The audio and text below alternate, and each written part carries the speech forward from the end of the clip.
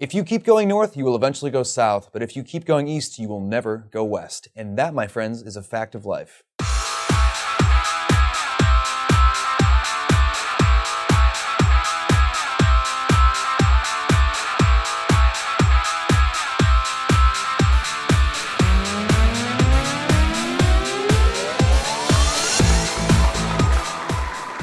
Thank you, and welcome to That's the Facts of Life, where we're covering all the topics that matter to you, bringing you just the facts. Today's topics include whistleblowing pays big, FINRA's new deck of cards, and the notoriously flawed league's code of conduct.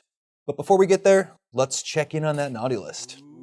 Topping the list this week is a firm and rep combo. The firm was expelled from FINRA membership, and the rep was barred from associating with any FINRA member firm at any capacity. This was based on findings that they both failed to respond completely to FINRA's request for information and documentation. Also, for not accepting their friend request on Facebook. Just so rude. Allegedly, both the firm and rep failed to amend the rep's Form U4 with material information about a federal tax lien held against them. Based on the Form U4 violation, the NAC determined a 60-day suspension for the rep and a $60,000 fine for both would be sufficient. To which FINRA replied, if they don't want to be our friends, they're not allowed in our club. In other news, the SEC Whistleblower Award just paid out its richest jackpot of over $30 million. It's huge. The whistleblower provided key original information that led to a successful SEC enforcement action. The director of the SEC's Division of Enforcement said this whistleblower came to us with information about an ongoing fraud that would have been difficult to detect because honestly, most of our days are spent fielding calls thinking we're the collegiate SEC. They're different. FINRA recently decided to shuffle their deck with its new controversial cards plan. Currently, FINRA is requesting for comments on cards, which would be a rule-based program allowing for them to collect various account and security information from firms, and also knowing what cards firms are holding, making their Tuesday night poker and go fish tournaments completely one-sided. Don't bother. According to FINRA, the rule proposal would be implemented in phases. Phase 1 requires carrying and clearing firms to periodically submit books and records information related to their securities accounts. Phase 2 requires a fully disclosed introducing firms to submit specified account profile-related data either directly to FINRA or through a third party. And Phase 3 requires every card player at the table to know when to hold them and when to fold them.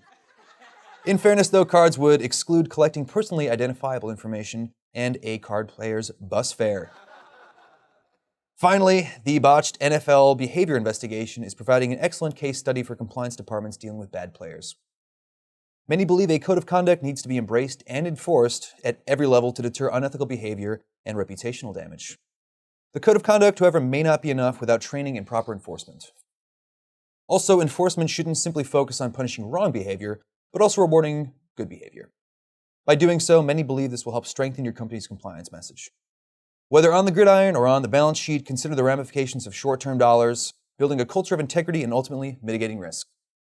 And that'll cover it for today. Be sure to tune in for industry news at the Compliance Digest and check in another couple weeks for another episode of That's the Facts of Life. And if you didn't know, vending machines kill 4 times more people than sharks every year. And that, my friends, is a fact of life.